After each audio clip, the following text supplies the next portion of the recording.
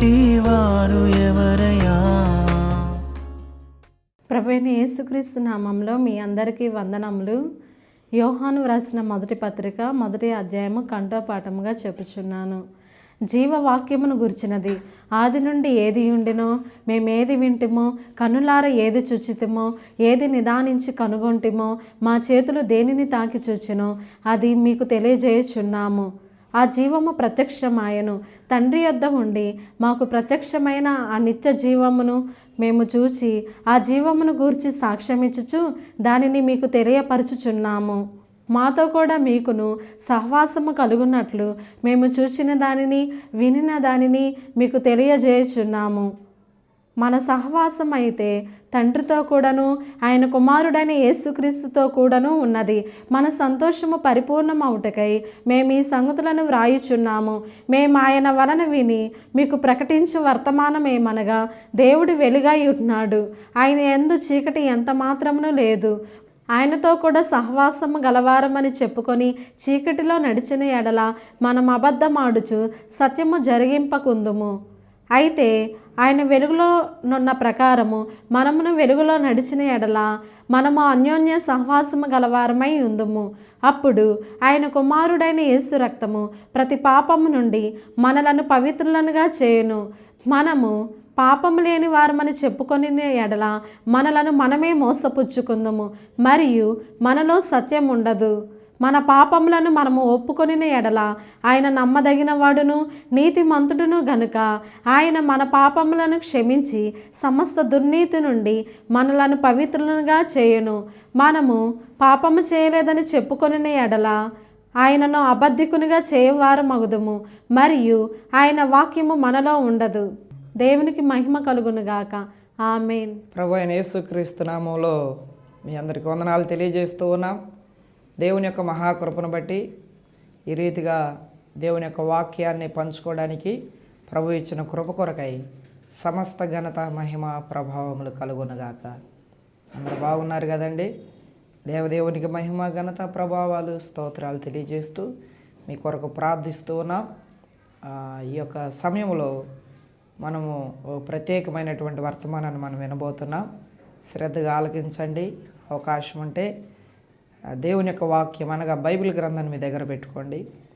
మరి వాక్యం మాత్రం వినటం మాత్రమే కాకుండా దానిని చూస్తూ వినండి. అవసరమైతే నోట్స్ రాసుకోండి. తప్పకుండా అది మన ఆధ్యాత్మిక జీవితానికి ఎంతో ప్రయోజనకరంగా ఉంటుంది. దేవుడు మనల్ని దీవించి ఆశీర్వదించునుగాక. ఆమేన్. చిన్న ప్రార్థన చేసుకొని ఈనాటి కార్యక్రమాన్ని ప్రారంభించుకుందాం. దయగల యేసుక్రీస్తు ప్రభువు మీకు వందనాలు. ఈ భూమి మీద మమ్మల్ని జ్ఞాపకం చేసుకుంటున్నందుకు వందనాలు. మమ్మల్ని ప్రేమిస్తున్నందుకు వందనాలు. ప్రియ పరలోకపు తండ్రి, నీకే మహిమ ఘనత ప్రభావాలు స్తుతులు స్తోత్రములు స్తోత్రములు స్తోత్రములు స్తోత్రములు స్తోత్రములు స్వామి. ఈ సమయంలో మేమందరము నీ వాక్కును ధ్యానించడానికి, మీరు నేర్పే పాఠాలు నేర్చుకోవడానికి, మా ఆధ్యాత్మిక జీవితానికి దైనందిన జీవితానికి అన్వయించుకోవడానికి నీ కృప సమృద్ధిగా అనుగ్రహించమని యేసుక్రీస్తు వారి పేరిట ప్రార్థన వేడుకుంటూ ఉన్నాము తండ్రి. Amen. Praise the lord. Hallelujah. ఈరోజు మనము ఎఫెసు పత్రికలో నుండి పరిశుద్ధాత్ముని యొక్క కార్యాలు కొన్ని మనం చూద్దాం. ప్రియమైన వారలారా, మన జీవితంలో పరిశుద్ధాత్ముని యొక్క సహాయం ఎంతో అవసరం. పరిశుద్ధాత్మతో నింపబడటం, పరిశుద్ధాత్మతో ప్రార్థన చేయటం, పరిశుద్ధాత్మలో ప్రార్థన చేయటం, పరిశుద్ధాత్మలో బాప్తిజము పొందటం, ఇవి మనము ప్రతిరోజు నేర్చుకోవాల్సినటువంటి పాఠాలు. పరిశుద్ధాత్మతో కలిసి మనము ప్రయాణం చేయడం మన జీవితానికి ఎంతైనా అవసరం.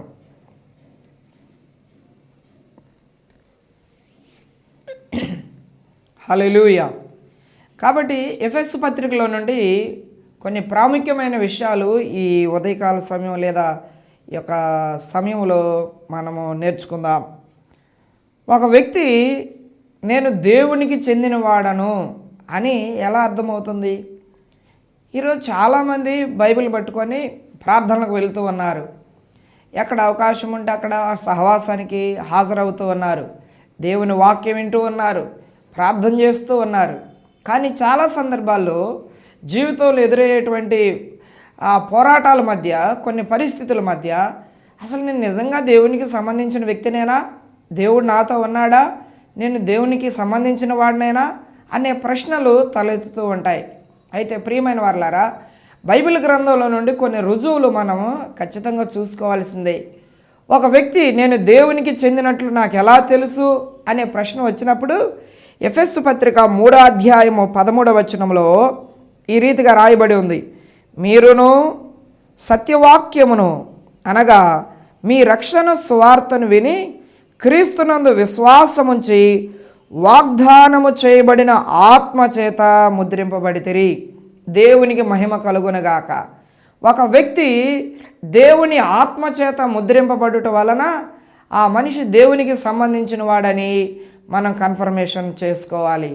చాలామంది ఆత్మచేత ముద్రింపబడకుండానే, ఆత్మతో సంబంధం లేకుండానే కేవలం నీటి బాప్తిజం మాత్రమే తీసుకొని, కొంతమంది అయితే వివాహాల కొరకు బాప్తిజం తీసుకొని, ఏమండి ఎవరో పక్కన వారు తీసుకుంటున్నారని వాళ్ళు కూడా ఉద్రేకంతో కొంతమంది బాప్తిజమాలు తీసుకొని నేను ప్రభు నమ్ముకున్నాను అంటున్నారు. నిజమైన పశ్చాత్తాపం లేకుండా, పాప క్షమాపణ లేకుండా, ఏమండి బాప్తిజం అనుభవం లేకుండా, రక్షణలోనికి రాకుండా నేను ప్రభువునకు చెందిన వాడిని అనుకోవటం పొరపాటు. అందుకనే వాక్యాధారితమైనటువంటి భక్తి మనం చేయాలి. వాక్యము, దేవుని వాక్యం ఏం చెప్తుందో దాన్ని బట్టే మనం ముందు కొనసాగాలి. ప్రియులారా, ఎఫెసు సంఘానికి పౌలు గారు రాస్తూ, మీరును సత్యవాక్యమును అనగా మీ రక్షణ సువార్తను విని క్రీస్తునందు విశ్వాసముంచి వాగ్దానము చేయబడిన ఆత్మచేత ముద్రింపబడ్డారు. క్రీస్తునందు విశ్వాసం ఉంచాలి. వినుట వలన విశ్వాసము కలుగును, వినుట క్రీస్తును గుర్చిన మాట వలన కలుగునని రోమా 10:17 రాయబడి ఉంది. ప్రియులారా, మనకు దేవుడు అనుగ్రహించినటువంటి సమయంలో మనం రక్షించబడాలి. సత్యవాక్యాన్ని మనం విశ్వసించాలి. మీ రక్షణ సువార్తను విని అని రాయబడి ఉంది. ప్రభు మన కొరకు సిద్ధపరిచినటువంటి ఆ రక్షణ వాక్యాన్ని తగిన కాలంలో, అనగా దేవుడు మనకు వినిపించిన వెంటనే మన యొక్క సమయంలోనే మనం రక్షించబడాలి. అదేంటండి, ఎప్పుడైనా మనం వాక్యం విని రక్షించబడవచ్చు కదా అని అనుకుంటే కొన్నిసార్లు అది జరగకపోవచ్చు. ఏశావు రక్షణ పొందుకొని చాలా ప్రయాసపడ్డాడు, కానీ అది అతనికి దొరకలేదని రాయబడి ఉంది. ప్రియమైన వారలారా, దేవుడు మనకు అనుగ్రహించినటువంటి అనుకూల సమయంలో మనము ప్రభునందు విశ్వాసం ఉంచి రక్షించబడాలి. మన ఇష్టం వచ్చినప్పుడు అంత అయిపోయిన తర్వాత తీసుకుందామంటే కుదరదు. ఏమండి, కొంతమంది బాప్తిస్మాన్నే రక్షణ అనుకుంటూ ఉంటారు. రక్షణ వేరు, బాప్తిజం వేరు. మనము యేసుక్రీస్తునందు విశ్వాసం ఉంచి వాగ్దానము చేయబడినటువంటి ఆత్మచేత ముద్రింపబడుట వలన మనము దేవునికి సంబంధించిన వారమని మనము కన్ఫర్మేషన్ చేసుకుంటాం. ఒక వ్యక్తి పరిశుద్ధాత్మతో ముద్రించబడిన తర్వాత పరిశుద్ధాత్ముడు ఆ వ్యక్తికి ఎలా సహాయపడతాడు? 1వ అధ్యాయం 17వ వచనంలో ఈ రీతిగా రాయబడి ఉంది. ఎఫెసు పత్రిక 1వ అధ్యాయము 17వ వచనం, మరియు మీ మనోనేత్రములు వెలిగింపబడినందున ఆయన మిమ్మల్ని పిలిచిన పిలుపు వలనైన నిరీక్షణ ఎట్టిదో, పరిశుద్ధులలో ఆయన స్వాస్థ్యం యొక్క మహిమైశ్వర్యం ఎట్టిదో, ఆయన క్రీస్తునందు వినియోగపరిచిన బలాతిశయమును బట్టి విశ్వసించు మన యందు ఆయన చూపుచున్న తన శక్తి యొక్క అపరిమితమైన మహత్యం ఎట్టిదో మీరు తెలుసుకొనవలెనని అని రాయబడి ఉంది. ప్రియులారా, పరిశుద్ధాత్ముడు మనకు ఎలా సహాయపడతాడంటే మన మనోనేత్రాలు వెలిగింపబడేటట్లుగా చేస్తాడు. చాలామందికి మనోనేత్రాలు మూయబడిన పరిస్థితుల్లోనే ఉంటూ ఉంటారు. మనోనేత్రాలు వెలిగింపబడినప్పుడు దేవుని యొక్క శక్తి ఏంటో, ఆయన మహత్యం ఏంటో, ఆయన అనుగ్రహించినటువంటి మహిమైశ్వర్యం ఏంటో, ఆ పరలోక సంగతులు గ్రహింపగలుగుతారు. మనోనేత్రాలు వెలిగింపబడినంత కాలము అది తాత్కాలికమైన భక్తి జీవితం, కానీ భౌతికమైనటువంటి అవసరాల కొరకు మాత్రమే మనం ప్రార్థిస్తూ ఉంటాం. భౌతికమైన అవసరాల కొరకు మాత్రమే ప్రభువుని వెంబడిస్తూ ఉంటాం. కానీ మనోనేత్రాలు వెలిగింపబడ్డప్పుడు పరసంబంధమైనటువంటి ఆశీర్వాదాల కొరకు, పరసంబంధమైన సంగతులను మనం వెతుకుతాం. ప్రియులారా, పైనున్న వాటి మీద మన మనసు ఉంచుతాము. పైనున్నవి అనగా పరసంబంధమైనటువంటి వాటి మీద మన మనసు ఉంచుతాము. వాటి కొరకు మనము ప్రయత్నం చేస్తాము, పోరాడుతాము. మీ మనోనేత్రములు వెలిగింపబడినందున ఆయన మిమ్మల్ని పిలిచిన పిలుపు వలనైనా నిరీక్షణ ఎట్టిదో. ప్రభు ఎందుకు పిలిచాడో నీకు అర్థమవుతుంది. మీరు ఆశీర్వాదానికి వారసులవుటకు పిలువబడ్డారు అనే విషయం ఎప్పుడు అర్థమవుతుంది? మనోనేత్రాలు వెలిగింపబడితే. ఆశీర్వాదం అనగా అది భౌతికమైనదా, వస్తు వాహనాలు సంపాదించుకోవటమా, ఇళ్ళు వాకిళ్ళు సంపాదించుకోవటమా? కాదు అండి. పర సంబంధమైనటువంటి ఆశీర్వాదాలు. ఆ ప్రభు నిన్ను ఎంతగా ప్రేమించి కలువరి శిలువలో ఆయన నీ కొరకు చేసిన త్యాగము నీకు అర్థమవుతుంది. ఎప్పుడు? మీ మనోనేత్రాలు వెలిగింపబడ్డప్పుడు. ఆయన నీ మీద చూపుతున్న ప్రేమ మనోనేత్రాలు వెలిగింపబడ్డప్పుడు అది నీకు అర్థమవుతూ ఉంటుంది. ప్రభు యొక్క ప్రేమ, దాని లోతు ఎంతో, ఎత్తు ఎంతో, వెడల్పు ఎంతో నీవు గ్రహింపు కలిగి ఉండాలి. అది ఎప్పుడు సాధ్యము? మనోనేత్రాలు వెలిగింపబడ్డప్పుడు. పరిశుద్ధాత్ముడు మన మనోనేత్రాలు వెలిగిస్తాడు. అప్పుడు ఆయన పిలిచిన పిలుపు వలనైన నిరీక్షణ ఎట్టిదో, ఆ మహిమైశ్వర్యం ఎట్టిదో, ఆయన స్వాస్థ్యము యొక్క మహిమైశ్వర్యము ఎట్టిదో మనం గ్రహిస్తాం. క్రీస్తునందు ఆయన వినియోగపరిచిన బలాతిశయాన్ని మనం అర్థం చేసుకోగలము. కనుక ప్రియమైన వారలారా, యేసుక్రీస్తు ప్రభువారు మనకు అనుగ్రహించిన ఆ రక్షణను మనము ఎంత ప్రేమగా ఎంచుతామంటే, ప్రభు పరిశుద్ధాత్ముడు మన మనోనేత్రాలు వెలిగింపబడినప్పుడు రక్షణ కంటే మరి ఏది ఎక్కువ కాదనే సత్యము ఈ లోకంలో మనం గ్రహించగలుగుతాం. ప్రియమైన వారలారా, అంత మాత్రమే కాదు, దేవుడైన మహిమాస్వరూపియకు తండ్రి, దానికి ముందుగా మన ప్రభు అయిన యేసుక్రీస్తు యొక్క దేవుడైన మహిమాస్వరూపియకు తండ్రి తన్ను తెలుసుకొనుటయందు మీకు జ్ఞానమును ప్రత్యక్షతయును గల మనస్సు అనుగ్రహించును. దేవునికి మహిమ కలుగునుగాక. ప్రియులరా, ప్రభువుని అర్థం చేసుకోవడానికి జ్ఞానము, ప్రత్యక్షత గల మనస్సు మనకు కావాలి. ఎవరు అనుగ్రహిస్తారు? పరిశుద్ధాత్ముడు అనుగ్రహిస్తాడు. ఎప్పుడు?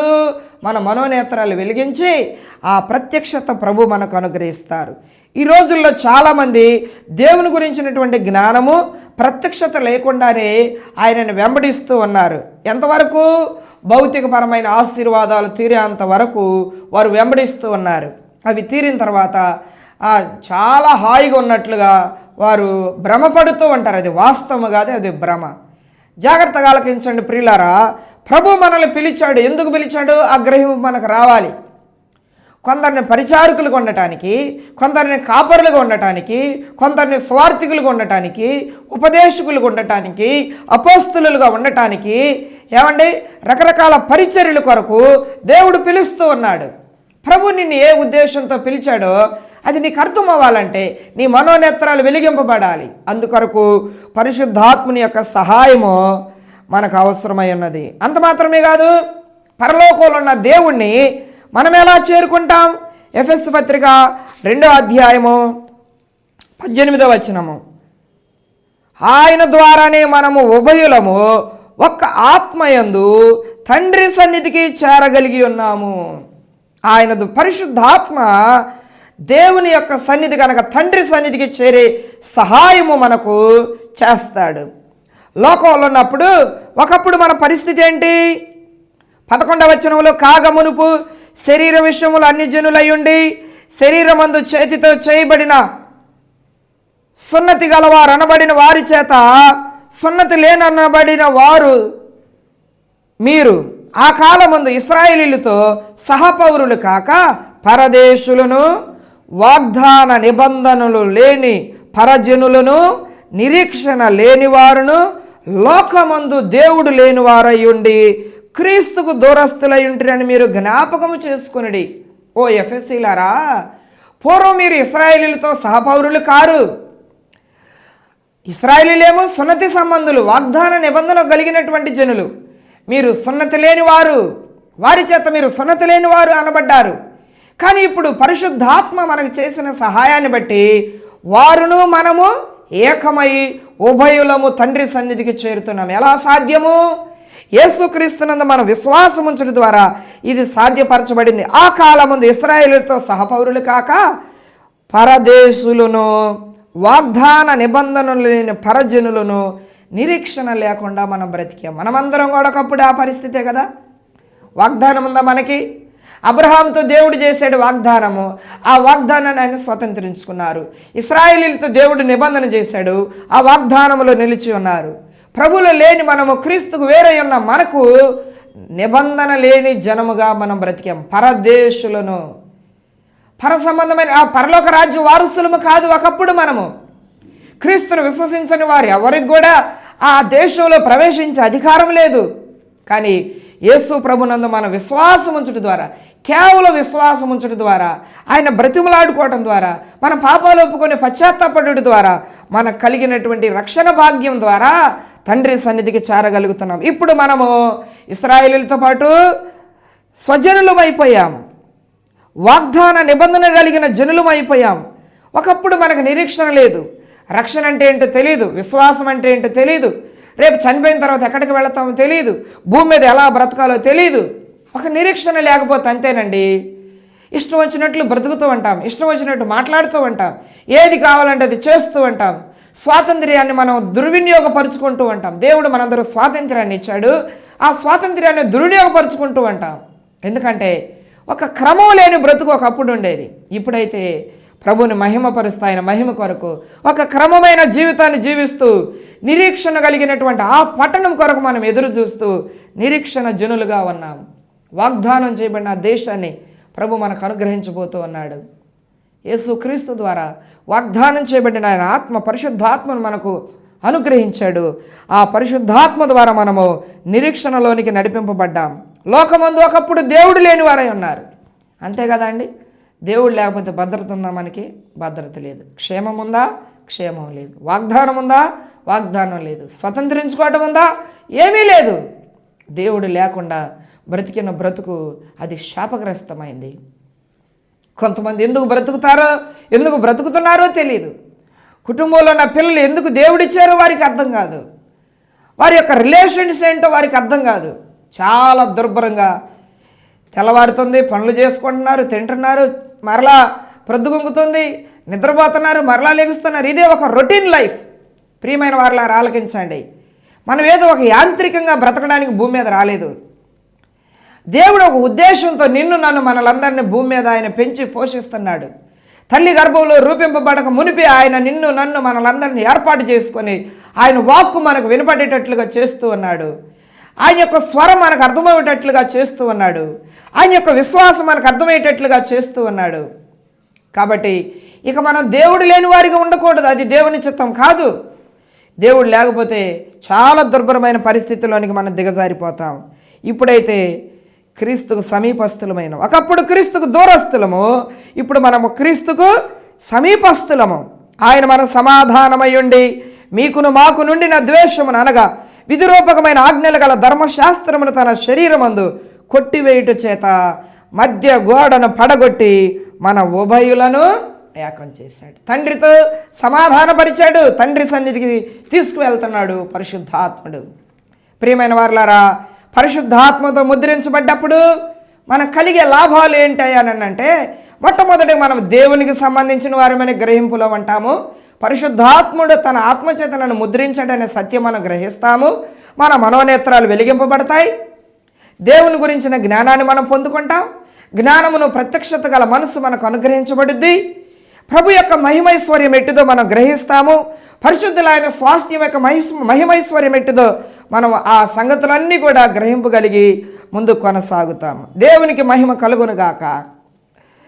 ఎఫెసు పత్రిక 2వ అధ్యాయం 22వ వచనములో ఆయనలో మీరు కూడా ఆత్మ మూలముగా దేవునికి నివాస స్థలమైండుటకు కట్టబడుచున్నారు. దేవునిలో కట్టబడే అనుభవము పరిశుద్ధాత్మ ద్వారా మనకు అనుగ్రహించబడుతుంది. ఏం చేస్తాడు పరిశుద్ధాత్ముడు? ఆయనలో మీరు కూడా ఆత్మ మూలముగా అనగా పరిశుద్ధాత్మ మూలముగా దేవునికి నివాస స్థలమైండుటకు కట్టబడుచున్నారు. దేవునికి మహిమ కలుగునగాక. ఏమండి, దేవునికి నివాస స్థలముగా మారామా మనము? దేవుడే వచ్చి మనలో నివసించడానికి యోగ్యంగా ఉందా మన జీవితము? నీ దేహము దేవుని వలన నీకు అనుగ్రహింపబడి ఉన్నదని రాయబడి ఉంది కదా కొరింథీ పత్రికలో. నీ దేహమే దేవుని ఆలయమై ఉన్నది అని రాయబడి ఉంది కదా. మరి ఈ దేవాలయాన్ని దేవుడు నివసించడానికి అనుకూలంగా మార్చుకున్నామా? విశ్వాసపు అడుగుజాడలు ఉన్నాయా మన జీవితంలో? రక్షణకు సంబంధించినటువంటి విషయాలు ఉన్నాయా? దేవుడు నివసించడానికి అనుకూలంగా మనము ఒక ఇంటిగా కట్టబడాలి. ఇది ఒక ఓవర్ నైట్లో వచ్చేసేది కాదు. క్రమక్రమేణా ఒక ఇంటిగా మనం కట్టబడాలి. దేవుని నివాస యోగ్యముగా మనం కట్టబడాలి. ప్రభు మన జీవితంలో నివసించడానికి అనుగుణంగా దేవునికి నివాస స్థానముగా మనము మారిపోవాలి. ఒకప్పుడు క్రోధము, ద్వేషము, అసూయ, కలహాలు, మత్సరములు, విమతములు, భేదములు, అల్లరితో కూడిన ఆటపాటలు, ప్రకృతి సంబంధమైన ఇచ్చలు, లోకాశలు, లోక భోగేచ్ఛల కొరకు పోరాడినటువంటి ఈ దేహము ఇప్పుడు దేవుని నివాస స్థలముగా ఉండటానికి కట్టబడాలి. లోకం విషయంలో ఆశలు చచ్చిపోవాలి. శరీరాశ, నేత్రాశ, జీవపడము అవి తండ్రి వలన పుట్టినవి కాదు, వాటిని చంపివేయాలి. భూమి మీద మీ అవయవాలను చంపివేయండి అని కొలసి పత్రికలో రాయించాడు. ఆ మాట చదువుదామా ఒకసారి? కొలసి పత్రిక 3వ అధ్యాయం 5వ వచనములో, కావున భూమి మీదనున్న మీ అవయవములను అనగా జారత్వమును, అపవిత్రతను, కామాతురతను, దురాశను, విగ్రహారాధనైన ధనాపేక్షను చంపివేయుడి, వాటి వలన దేవుని ఉగ్రత అవిధేయుల మీదకి వచ్చును అని రాయబడి ఉంది. అవిధేయకరమైనటువంటి జీవితం జీవిస్తే ఉగ్రత మన జీవితాలకు వస్తుంది, మన మీదకు వస్తుంది. అందుకనే అటువంటి జీవితాన్ని జీవించకుండా భూమి మీదనున్న మీ అవయవములను అనగా ఈ మనిషికున్న ఈ అవయవాలను చంపేయాలి, లేకపోతే అవి మనల్ని చంపుతాయి, ఆధ్యాత్మికంగా పతన స్థితిలోనికి తీసుకువెళతాయి. ఒకప్పుడు దేవుని నివాస స్థలముగా లేము, దేవునికి దూరస్తులుగా ఉన్నాము. దేవునికి దూరస్తులుగా ఉన్నామని అంటే ఈ అవయవాలన్నీ చక్కగా పనిచేసే లోకంలో పాపంలో ముంచివేసాయి, నష్టంలో ముంచివేసాయి. అయితే దేవుని నివాస యోగ్యముగా మారడానికి ఇష్టపడ్డ నీవు, నేను, మనమందరము ఇప్పుడేం చేస్తున్నామంటే దేవునికి ఒక నివాస స్థలముగా మారిపోతున్నాం. హల్లెలూయా! ఎంత గొప్ప దేవుడు అండి మన దేవుడు. పరిశుద్ధాత్మునికి మహిమ కలుగునుగాక. ఈ పరిశుద్ధాత్ముడు దేవునికి నివాస స్థలముగా మనల్ని కడుతూ ఉన్నాడు. ఎలా? ఆయన తీర్పును గురించి, నీతిని గురించి, పాపమును గురించి ఆయన లోకాన్ని ఒప్పింపజేస్తాడు. పరిశుద్ధాత్ముడు మనలోనికి రావడం ద్వారా ఆయన మనలో ఉన్న ప్రతి చెడుగును బయటేస్తూ ఉంటాడు. పరిశుద్ధాత్ముడు మనల్ని క్లీన్ చేస్తాడు, పరిశుద్ధపరుస్తాడు. తీర్పును గురించి, నీతిని గురించి, పాపమును గురించి మనల్ని ఒప్పింపజేసి తండ్రితో సమాధానపరుస్తాడు. చిన్న చిన్న పాపమే కదా, దేవుడు ఒప్పుకోడు. అది చిన్న పాపమైన పెద్ద పాపమైన వాటిని ఒప్పుకొని విడిచిపెట్టాలి. అతిక్రమములను దాచిపెట్టువాడు వర్ధిల్లుడు, వాటిని ఒప్పుకొని విడిచిపెట్టువాడు కనికరం పొందుతాడు. పరిశుద్ధాత్ముడు కనికరం పొందుకొని కృప మనకు అనుగ్రహిస్తాడు. ప్రతి చెడుగును, ప్రతి పాపమును విడిచిపెట్టి మనము ప్రభువులో నిలబడాలి. ఒకసారి దావీదు గారు ప్రార్థన చేసుకుంటామంటే ఎందుకో బాల్యకాలంలో చేసిన చిన్న చిన్న పొరపాట్లు ఆయన జీవితంలో గుర్తొచ్చాయి. పరిశుద్ధాత్ముడు జ్ఞాపకం చేస్తే వెంటనే ప్రభు సన్నిధానానికి వచ్చి నా బాల్యకాల పాపాలు క్షమించయ్యా అని ప్రార్థన చేస్తున్నాడు. యవ్వనం దాటాడు, వివాహం అయిపోయింది, ఆయన రాజుగా ఆయన పట్టాభిషేకం చేయబడ్డాడు, ఇశ్రాయేలును పరిపాలిస్తున్నాడు, తండ్రితో సమాధానపరచబడి ఒక విశ్వాస జీవితాన్ని ఆయన చక్కగా ఆయన లీడ్ చేస్తున్నటువంటి దినాల్లో పరిశుద్ధాత్ముడు మరుగున పడిపోయినటువంటి చిన్న చిన్న పొరపాట్లను, తప్పిదాలను, పాపాలను కూడా వైపింపజేస్తే ఆ కాలంలో ఆయన ప్రార్థన చేస్తున్నాడు, ప్రభువా నా బాల్యకాల పాపాలు క్షమించు. ఈరోజు మనం ఒప్పుకోగలుగుతున్నామా? బాల్యకాల పాపాలు ఏ వయసుకు సంబంధించినటువంటి పాపాలు ఆ వయసులో ఉంటాయి కదండి. బాల్యంలో అవిధేయత, తల్లిదండ్రులకు అవిధేయత, ఏమండి స్కూల్లో అవిధేయత, తోటి స్నేహితులతో బూతులు మాట్లాడటము, చెడ్డ పనులు చేయటము, అపవిత్రమైన కార్యాలేయో బాల్యకాలంలో జరుగుతూనే ఉంటాయి. పరిశుద్ధాత్ముడు ఎంత గొప్పవాడంటే పిన్ టు పిన్ చాలా జాగ్రత్తగా పరిశీలన చేస్తాడు. ఆయన ఏ పొరపాటు కూడా మన జీవితంలో ఉండటానికి ఆయన ఇష్టపడ్డాడు. ఎందుకంటే నేను పరిశుద్ధుని కనుక మీరును పరిశుద్ధులై ఉండాలని ప్రభువు చెప్పాడే, ఆ మాట కొరకు ఆయన నిన్ను నన్ను మనల్ని పరిశుద్ధపరుస్తాడు. అందుకోసం ప్రతి పాపమును వైపింపజేస్తాడు. బాల్యకాలమే అలా ఉంటే యవ్వన కాలంలో తలంపుల ద్వారా, ఊహల ద్వారా, ఆలోచనల ద్వారా, ఏమండి క్రియల ద్వారా, మాటల ద్వారా ఎన్ని పాపాలు చేసి ఉంటామో ఆ పాపాలన్నీ నిజంగా ఒప్పుకున్నారా? ఒప్పుకున్నామా? ప్రభు దగ్గర విడిచిపెట్టామా? చాలామంది ఒప్పుకుంటారు కానీ విడిచిపెట్టరు. కాదు కాదు, ఒప్పుకొని విడిచిపెట్టాలి. ఇక వాటి జోలికి అన్నడు వెళ్ళకూడదు. నీ గుడారంలో నుండి దుర్మార్గమును దూరముగా తొలగించిన ఎడల అంటాడు యోబు గ్రంథంలో. మన గుడారములు, ఈ దేహం అనేటువంటి గుడారంలో ఎటువంటి పాపం ఉండటానికి వీలదు, దూరంగా దాన్ని పారవేసేయాలి, విసిరివేయాలి, దాన్ని విసర్జించాలి. పరిశుద్ధాత్ముడు మన జీవితంలో ఒప్పింపజేసే ఆత్మగా ఉండి ప్రతి పాపమును ఒప్పింపజేస్తాడు. అప్పుడే మనం దేవుని నివాస స్థలముగా నిర్మించబడతాం. అణువను దేవుడు పవిత్రపరుస్తాడండి. అలా పవిత్రపరిస్తేనే, పవిత్రపరచబడితేనే ఆ మహిమ రాజ్యంలో నీవు నేను మనమందరం ఉండగలము. వధువు సంఘంలో ముడత, మచ్చ, కలంకం, డాగు పట్టిది మరి ఏది కూడా ఉండకూడదు. చక్కగా దేవుని కొరకు మనం అలంకరింపబడి ఏమండి పెళ్లి కుమార్తెగా ప్రభు కొరకు మనం సిద్ధపడాలి. ప్రియమైన వారులారా, ఈ యొక్క సమయంలో మనం నేర్చుకోవాల్సిన పాఠాలు ఎన్నో ఉన్నాయి. పరిశుద్ధాత్ముడు నివాస స్థలముగా, దేవునికి నివాస స్థలముగా ఆయన మనల్ని కడతాడు. ఈరోజు ఒకవేళ నీ జీవితం, విశ్వాస జీవితం మధ్యలో ఆగిపోయి ఉంటే ఈనాడే దాన్ని ఎందుకు ప్రారంభించకూడదు? ప్రియ సహోదరి సహోదరుడా, ఆలకించు. ప్రారంభ దినాల్లో పశ్చాత్తాపంతో ప్రార్థన చేసేవాడివి, ఉపవాసం ఉండే వ్యక్తివి, ఏమండి సహవాసానికి క్రమంగా వస్తూ ఉన్నావు. ఆ కాలంలో దేవుని పరిచర్య కొరకు ముందుండే వ్యక్తివి, స్వార్థ పత్రికలు పంచే విషయంలోనూ, మందిరంలో పరిచర్య చేసే విషయంలోనూ, పరిశుద్ధులకు పరిచర్య చేసే విషయంలోనూ, పేదలకు సహాయం చేసే విషయంలోనూ ఎంతో శ్రద్ధగా బ్రతికినటువంటి ఆ బ్రతుకు ఇప్పుడు ఎందుకు చల్లబాటిపోయింది? దేవుని నివాస స్థలముగా కట్టబడ్డానికి ఇష్టపడ్డ నీవు మధ్యలో ఎందుకు ఆ మొండి గోడలతో ఆగిపోయింది నీ గృహము? ఆ గృహం సంపూర్తిగా కట్టబడాలి, ఆ గృహప్రవేశం చేయాలి, ఆ గృహములో దేవుడు నివాసం ఉండాలి. అనగా నీ దేహం అనే దేవాలయానికి ప్రతిష్ఠ చేయాలి. ఆలకిస్తున్నారన్నమాట. ప్రియమైన వారులారా, దేవుని నివాస స్థలముగా నీవు నేను మనమందరం సంపూర్తిగా కట్టబడాలి. దేవుడు మనలో నివసించడానికి ఇష్టపడుతున్నాడు. ప్రియమైన యవనస్తుడా, యవనస్తురాలా, ఆలకిస్తున్నావా దేవుని మాట? దేవుని నివాసంగా ఉండటానికి ఒకప్పుడు తీర్మానం చేసావు కదా, మరి ఎందుకని మధ్యలోనే మానుకున్నావు? స్నేహితుల ప్రభావమా? ఏమండి సోషల్ మీడియా ప్రభావమా? దేనివల్ల నీ యొక్క ఇల్లు కట్టడం ఆగిపోయింది? ఒకసారి మరలా ప్రారంభించాలని పరిశుద్ధాత్ముడు ఈ సమయంలో మనతో హెచ్చరిక చేస్తూ ఉన్నాడు. కొంతమంది బేస్మట్ట వరకు నిర్మించుకున్న ఇల్లు అక్కడే ఆగిపోయింది. కొందరు గోడలు కొంతవరకు లేపారు, కొందరు లెంటల్ వరకు లేపారు, కొందరు స్లాబ్ వేయటానికి అనుకూలంగా కట్టబడింది, కానీ పైకప్పు లేకుండా బ్రతుకుతున్నారు. నాయకత్వం అనే పైకప్పు లేకుండా ఎంతకాలం ఆ మొండి గోడల మధ్య బ్రతుకుతారండి?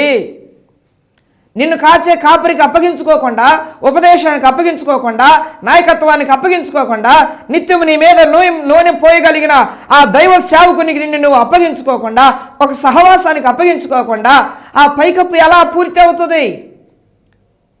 ఏదైనా పైకప్పు తాటాకో, జమ్మో, లేదంటే ఏమండి స్లాబో ఏదో ఒకటి ఉంటే కదా నీవు క్షేమంగా నీ ఇంట్లో నివాసం ఉండగలిగేది. ఎంత బ్రహ్మాండంగా నీవు సైడ్ గోడలు బ్రహ్మాండంగా నిర్మించుకోగలగవచ్చు, కానీ పైకప్పు లేకపోతే బయట ఉన్న పైనుండి వచ్చే ఎండంతా నీ మీద ఉంటుంది, దుమ్ము ధూళంతా నీలోనే ఉంటుంది, ఆ ఇంట్లోనే ఉంటుంది. వర్షం వస్తే నీ మీదే, మంచు పడితే నీ మీదే. పేరుకి ఇల్లు కట్టడం ప్రారంభించావు, కానీ పైకప్పు లేకుండా బ్రతుకుతున్నావా సహోదరి సహోదరుడా? పరిశుద్ధాత్ముడు ఈ రోజున నిన్ను నన్ను మనల్ని హెచ్చరిక చేస్తూ ఉన్నాడు. దేవుని నివాస స్థలముగా కట్టబడితే దేవుడు నీలో నివసిస్తాడు. నేను వచ్చి మీ మధ్య నివాసం చేస్తాను, ఆనంద సంతోషములు గల జనముగా మారుస్తాను అని అన్నాడు ప్రభు. కాబట్టి నీ జీవితంలో దుఃఖంతో నిట్టూర్పుతో ఇంకా బ్రతుకుతున్నావు. ఈరోజైనా ఆ వ్యర్థమైన ప్రయత్నాలన్నీ మానుకొని దేవుని నివాస స్థలముగా కట్టబడ్డానికి నువ్వు సిద్ధపడాలని ప్రభు పేరట నేను నీకు మనవి చేస్తున్నాను. ఒక సేవకునిగా ఈరోజు ప్రభు నీతో నాతో పరిశుద్ధాత్ముడే మనతో ఈ మాటలు మాట్లాడిస్తున్నాడు. దయచేసి అభ్యర్థిస్తూ ఉన్నాను, దేవుని నివాస స్థలముగా కట్టబడండి. పై రంగులు హంగులు చూసి మోసపోబాకండి, ఎటు పడితే అటు కొట్టుపోకండి, గాలికి పొట్టు ఎగిరిపోయినట్లు ఎగిరిపోబాకండి. ఒక సహవాసంలో నువ్వు స్థిరపడాలి, ఒక ఉపదేశంలో నువ్వు కట్టబడాలి, ఒక దైవజనునికి అప్పగించుకోవాలి. దేవుని కార్యాలు నీ పట్ల నీ కుటుంబం పట్ల జరగాలి. అది దైవ చిత్తము. ఆ చిత్తాన్ని వదిలిపెట్టేసి కొంతకాలం ఒక సంఘానికి, మరి కొంతకాలం ఇది నచ్చలేదని మరొక చోటికి, ఎక్కడెక్కడికో ఆహ్లాదకరంగా ఉందని నీ కళ్ళకు నచ్చినట్టు నువ్వు పరిగెత్తున్నావు, కానీ పరిశుద్ధాత్ముడు నివాసం ఉండటానికి ఎందుకు నువ్వు కట్టబడట్లేదు? ఎందుకు ఆలోచన లేకుండా ఉన్నావు? దయచేసి ఆలకించండి. ప్రియమైన వారులారా, పరిశుద్ధాత్ముడు మన జీవితంలో చేసే మేళ్ళు ఇవన్నీ ఉన్నాయి. ఇంకా చాలా విషయాలు ఉన్నాయి. అంత మాత్రమే కాదు, 5వ అధ్యాయము 3వ వచనం నుండి 3వ అధ్యాయం 4 నుంచి 6 వచనాల్లో మనం గమనిస్తే,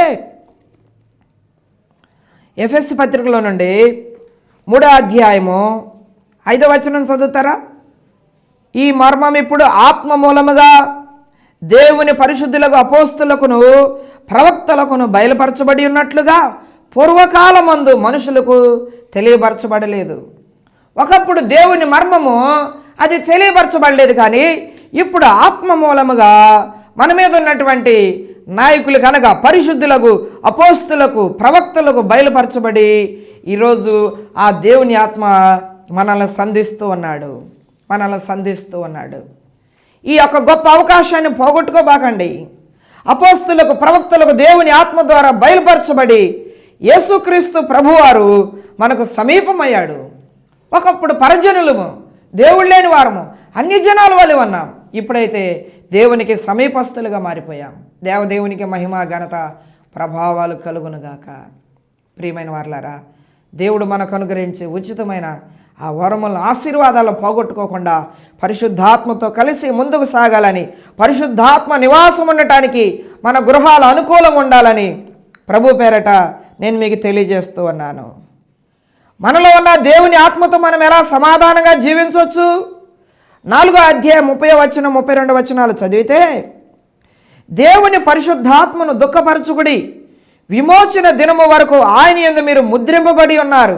సమస్తమైన ద్వేషము, కోపము, క్రోధము, అల్లరి, దూషణ, సకలమైన దుష్టత్వమును మీరు విసర్జించుడి.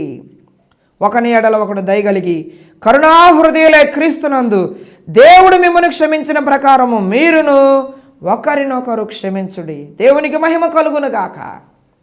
ప్రియులారా, పరిశుద్ధాత్మను, మనలో ఉన్న పరిశుద్ధాత్మను దుఃఖపరచకూడదు. ఆయన మనలో ఉండి దుఃఖపడితే మనకు క్షేమం కాదు, మనం అభివృద్ధిలోనికి రాలేము, ఆశీర్వదింపబడలేము. ఏ విషయాలను బట్టి పరిశుద్ధాత్ముడు దుఃఖపడుతున్నాడు అంటే, మనలో ద్వేషం ఉంటుంది, కోపము, క్రోధము, అల్లరి, దూషణ, సకలమైన దుష్టత్వాన్ని కలిగి ఉండి పరిశుద్ధాత్మను మనం దుఃఖపరుస్తూ ఉన్నాం. ఎవరండి వీళ్ళందరూ? ఒకప్పుడు ప్రభులో రక్షించబడ్డవారే, బాప్తిస్మ అనుభవంలో ఉన్నవారే, సంఘానికి సహవాసంగా వచ్చిన వారే, కానీ మరలా లోకాశలను వారు పెంపొందించుకుంటూ ఉన్నారు. పరిశుద్ధాత్ముడు మనలో ఉండి దుఃఖపడతాడండి.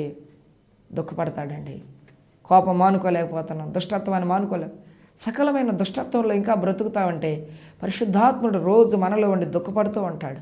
దేవుని దుఃఖపరచవద్దు, పరిశుద్ధాత్మను ఎన్నడూ దుఃఖపరచకూడదు. మనం దేవుని పరిశుద్ధాత్మను దుఃఖపరచుకుడి, విమోచన దినం వరకు ఆయన యందు మీరు ముద్రింపబడితిరి. 1వ అధ్యాయం 13వ వచనంలో చదువుకున్నాం కదా, ఆత్మ ద్వారా ముద్రించబడ్డామని. ఎప్పటి వరకు? విమోచన దినము వరకు పరిశుద్ధాత్ముడు మనలోనే ఉంటాడు. నువ్వు పరిశుద్ధంగా బ్రతికితే ఆనందిస్తూ ఉంటాడు. ఇదిగో ఈ కార్యాలన్నీ పెట్టుకొని బ్రతుకుతా ఉంటే పరిశుద్ధాత్ముడు దుఃఖపడుతూ ఉంటాడు. ఆనాడు యూదులు ఒకసారి ప్రభుని సిలువేశారు, కానీ ఈరోజు ప్రతిరోజు మనము బహాటముగా ప్రభుని సిలువేస్తున్న సందర్భాలు లేవా? ఆనాడు యూదులు సిలువకు అప్పగించారని వారి మీద కోపపడుతున్నావు, న్యాయమే కాదంటలేదు. మరి నీవు నేను చేస్తున్న పని ఏంటి? వారు ఒక్కరోజే సిలువకు అప్పగించారు, ఆయన్ని చంపేశారు. పునరుద్ధానుడైన ప్రభువుని, వాగ్దానం చేయబడిన ఆత్మను, తండ్రిని ప్రతిరోజు దుఃఖపరుస్తామంటే మనం ఎలా వర్ధిల్లుతామండి? కనబడ్డ వారందరూ దేవుడు నిన్ను దీవించునుగాక, దేవుడు నిన్ను ఆశీర్వదించునుగాక, దేవుడు నీకు క్షేమాభివృద్ధి కలుగు చేయునుగాక అనే ఆశీర్వాదాలు నీ జీవితంలో నెరవేరాలంటే దేవుడు దుఃఖపడకూడదు. నీ హృదయంలో ఇవన్నీ పెట్టుకొని దేవుడు నిన్ను దీవించునుగాక అనగానే ఆమేన్ ఆమేన్ ఆమేన్ అనుకుంటా ఉన్నావా? పొరపడుతున్నావు. ఆమేన్ అవదది. ఆయన లోపల నువ్వు దుఃఖపెడుతూ క్రోధాన్ని ఉంచుకొని, ద్వేషాన్ని ఉంచుకొని, క్షమాపణ లేకుండా, అల్లరితో కూడిన ఆటపాటలుండి, దూషణకరమైన మాటలు పలుకుతూ, సకలమైన దుష్టత్వాన్ని లోపల పెట్టుకొని నువ్వు ఆమేన్ ఆమేన్ అనుకుంటే అయిద్దా? ఎంతమంది సేవకులు వచ్చి నీ మీద హస్తనిక్షేపణ చేస్తే మాత్రము నీవు నీ జీవితాన్ని పరివర్తన కలిగి బ్రతుక్కోకుండా, ఏమండి, మనసు మార్చుకోకుండా అది ఎలా సాధ్యపడుద్ది? పరిశుద్ధాత్ముడు మనల్ని నూతన పరుస్తాడండి. ఎప్పుడైతే మనం పరివర్తన చెందుతో నూతన పరచబడతామో ఆ ఆశీర్వాదాలన్నీ మనకు అప్పుడు వస్తాయి. అప్పుడు ఆమెను అనుకోవాలి మనం. ఒకని ఎడల ఒకడు దయగలిగి కరుణాహృదయులై క్రీస్తునందు దేవుడు మిమ్మల్ని క్షమించిన ప్రకారము మీరును క్షమించండి. నిన్ను క్షమించలేదా? నన్ను క్షమించలేదా ప్రభు? ఘోర దుష్టత్వంలో ఉన్న మన బ్రతుకులను ప్రభు క్షమించలేదా?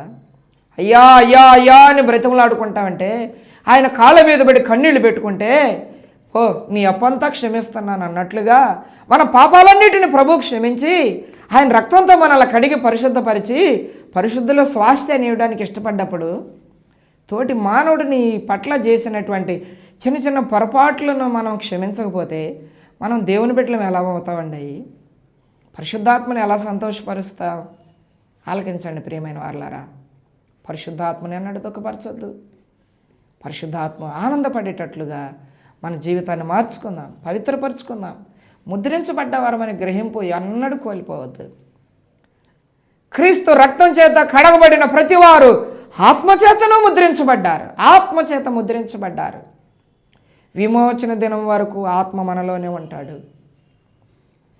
కాబట్టి ఐహిక విచార శోధన ధనమోసం కీడులో పడకుండా, అపవిత్రమైన కార్యాల్లోనికి వెళ్లకుండా, పరిశుద్ధాత్మను దుఃఖపరచకుండా, లోకంలో కళ్ళకు కనపడేవన్నీ కావాలనుకోకుండా ఇష్టం వచ్చినట్లు బ్రతకడం మానేసి క్రమమైన జీవితాన్ని కలిగి ఉండి నీలో ఉన్న పరిశుద్ధాత్మను సంతోషపరచగలిగితే పరిశుద్ధాత్మను వల్ల కలుగు ప్రతి ఆశీర్వాదము, వాక్య సంబంధమైన ప్రతి ఆశీర్వాదము నీవు నీ కుటుంబం అనుభవిస్తారు. దేవుడు తన పరిశుద్ధ వాక్కును మన వినికిడిలో దీవించి ఆశీర్వదించునుగాక. ఆమెన్. ప్రార్థన చేద్దామా? ఉన్నపాటనే అవకాశం ఉంటే మోకరించి ప్రార్థన చేస్తారా? దయచేసి జీవితాన్ని ఒక్కసారి ప్రక్షాళన చేసుకోవడానికి ఇష్టపడండి. ఆలకించండి పరిశుద్ధాత్ముని మాట. ఇది నా మాట కాదు, పరిశుద్ధాత్ముడు పలుకుతున్న మాట. ఇప్పుడు వారికి ఎన్నిసార్లు ప్రభువును దుఃఖపెట్టావో, పరిశుద్ధాత్మను బాధపరిచావో, దుఃఖపెట్టావో, ఆ విషయాలన్నిటి కొరకు క్షమాపణ కోరుకొని ప్రార్థన చేస్తే ప్రభు నిన్ను చేర్చుకుంటాడు, క్షమిస్తాడు. ప్రార్థన చేద్దాం. తండ్రి మీకు వందనాలు, మహోన్నతుడా మీకు వందనాలు.